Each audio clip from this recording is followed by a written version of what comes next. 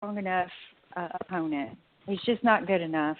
I love him. Don't get me wrong. I think the world of him. I respect him beyond all of them. He's served his time. He's too old. He's just too old. Even the people my age, I'm old. Opinion about how he's too old. It doesn't matter whether he's the Wizard of Oz.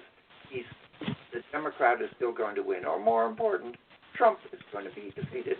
He's going to lose Arizona. He's going to lose Wisconsin, Pennsylvania. There's no way he got elected. He doesn't have the votes.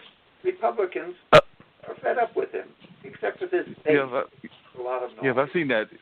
They're fed up with him, even the way he's handled the virus and everything like that. But I do have to ask you, one concern that I've heard people say, Mr. Hacker, is that they're afraid that the last thing that happened last election could happen again, which is that some of the Bernie supporters and some of the other supporters will stay at home just because they're, like Kimberly was just saying, she might even fall in that same category, that they're frustrated with the candidate that they got, and there's a fear that some of those may decide to stay at home and not vote at all. So when you talk to your students, and I know that you're a professor as well up there in New York, what do you tell your students that might be among that fringe element that they had somebody that they were really had an appeal for, whether that was Bernie, whether that was Amy, whether that was a number of other candidates that seemed, Elizabeth Warren, that seemed to have had a strong base.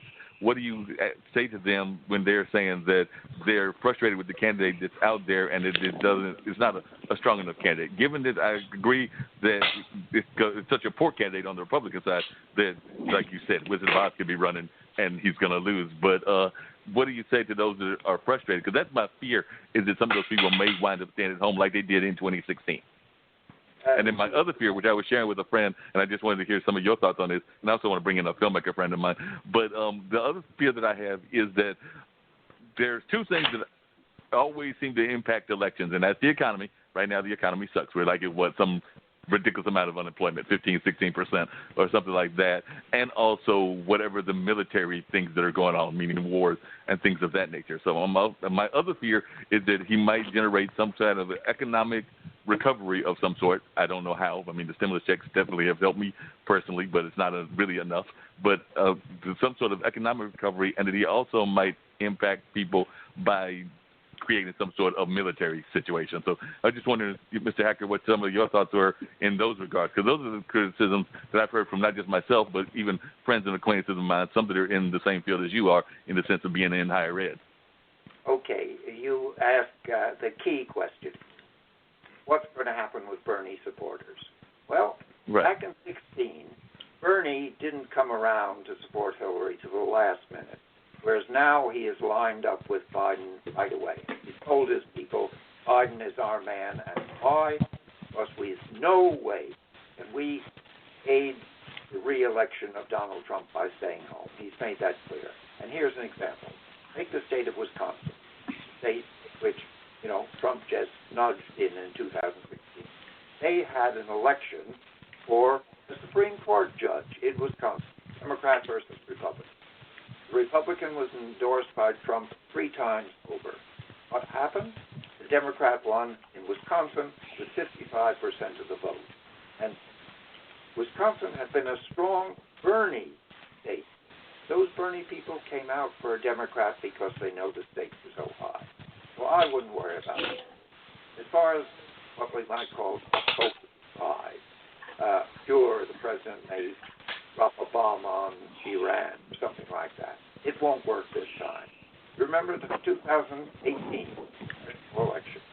He sent down troops to the border to keep out Mexicans and Central Americans. He sent out troops. He said there's a national emergency. He lost totally. Now, Democrats swept the House of Representatives with 55% of the vote, 10%, 10 points. They're going to do that again in 220. There's no doubt about it. Let's do the math on this, and I'm with you guys on this, but I don't want to be overconfident. But let's do the math on this. He appeals to the lower class. There's more of them to go out and vote, and although it's harder for them to get out and vote, he appeals to them. He's out campaigning like the mad dog he is, and he gets in the news a lot, and that's how he won last time, was because he was in the newspaper 5 times a day. It was just obvious that that's what was going to happen. But he spoke to the lower class. He spoke to them. He didn't. Very interesting. And that's how he won. No, it is not how he won. Yeah, he won because he got all the Republicans to come out for him. And by the way, Republicans have been a multi-class party for years. The Republican Party has millions of blue-collar workers all the way from South Carolina to South Dakota. And they turn out. There are not enough of them. There are only 62 million at best. And guess what? He got 62 million votes back in 2016. Do you know how many votes he got in the 2018 congressional election? He went from 62 million down to 50 million. He lost 12 million Republicans, whereas Democrats gained 9 million Democrats. That's going to happen again. There's no way that those people are going to come back to Trump. He did his best in 2016. His day is over. He's already campaigning. Hope that you're right about He's campaigning like crazy. I don't want to. Here's the thing. I don't want to sit here and think he's not going to win. I'd rather say he is and fight it all the way. I don't want to get lazy. That's what we did last time. We got lazy. There with you when you say you don't want to get lazy. Absolutely. But don't worry about it. That's right. Democrat voters are going to be self-starters. They did in Wisconsin. Did you see pictures of them lining up in the rain with the virus all around? Democrats are self-started. There is such loathing for Donald Trump, and not just among convinced Democrats, but even people who are Republicans. They are ashamed, humiliated to have him as their president, and they want to get rid of him. The numbers show this. I'm a scientist, a political scientist. I'm not engaging in wishful thinking. I know you, but I talk to a lot of the people as well. Unfortunately, I guess I seem to be speaking with a lot of people who worship him still. And they think he's going to pull this out of the hat, and he's done absolutely nothing wrong. And I think the only way he will lose is when the truth starts coming out of how he was really aware of all of this a lot earlier, and he drug his feet for the wrong reasons. And that's how you're going to politically ruin him. All right. So. You talk to people that you know, and that's a good sample, I'm sure. My sample is the electorate of 132 million. I know what they do with the votes. Now, if we take the people who are for Trump, the people who are strongest for Trump are not really for Trump. They like him for two main reasons. He's their man when it comes to opposition to abortion, and he's their man for keeping guns. The two planks that keep Republicans going are abortion and guns, with maybe immigration being the third. Now, there just aren't enough of those who are so concerned, obsessed with abortion and guns, to elect a president. Right, there aren't, as far as the Republicans are concerned. Right. Well, I hope you're right on that. I hope we're more concerned about our health and getting this country back on the scale and getting the economics back up. That's what we need to be focused on, and that's something he doesn't know how to do. He absolutely does not know how to do that. I wouldn't focus on health care. I wouldn't even focus on the economy. I would simply focus on who's our president and do you want 4 more years of him. That's what's going to turn people out.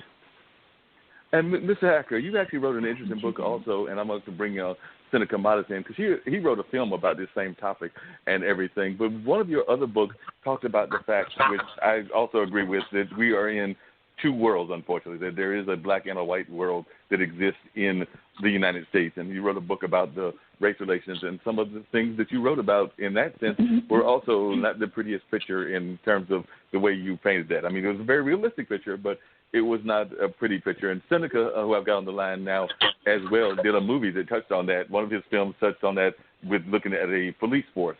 And Seneca, you can talk about that police force and where it was at and some of the other films that you did around race relations. So let me let Seneca talk first, and then I want to hear some of your thoughts about just where we are on race relations, Mr. Hacker. But Seneca, talk a little bit about your films that you've done, and I'm glad to have you on here. You're an amazing filmmaker, but I just want you to talk particularly about those films that you did recently that have revolved around race relations, because you did a couple of them. You were kind enough to send me links to them, and I did watch them, and they were amazing, including the one about the runaway slave and everything. Oh, thank you. Yeah, the one about the runaway slave. Oh, I'm sorry. Well, good evening, everyone. Thank you for having me on. It's an honor. So the film that I did, Black and Blue, Mount Gilead Police Story, was based in Mount Gilead, North Carolina. The film was done in conjunction with Duke University, the Center of Documentary Studies, with a program called Anytown. Anytown is a great program where they go to literally any town in North Carolina with a population of 10,000, 5,000 and under, somewhere in that range. And you tell stories. People sign up to get certain stories told. So the story that I chose was not the original story. It was initially to highlight the black officers that served in the town of Mount Gilead, North Carolina.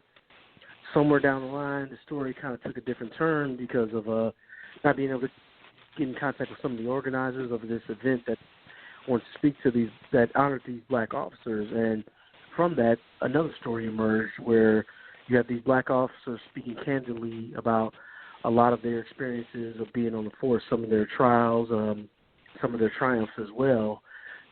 Since that, I've been getting a lot of calls about expanding the series, which is something that I'm really, really thinking about. I'm a little on the fence because there were some threats that were made against me about the film from some of the people that were that live in that town. And at the end of the day, as a filmmaker, I do have a responsibility to be truthful with the content that comes forward. So it's definitely something I'm thinking about expanding, possibly taking it across the country and getting different perspectives from different minority officers in different municipalities and cities across the nation.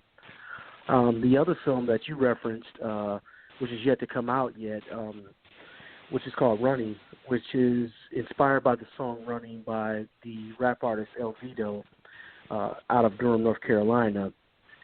We decided to shoot that at Stagville, the historic Stagville Plantation in Durham, North Carolina, and I co-wrote the project and directed it. And we decided to take the film and we're going to tie it into an endowment for an HBCU, North Carolina Central University, so we can send some deserving kids to college.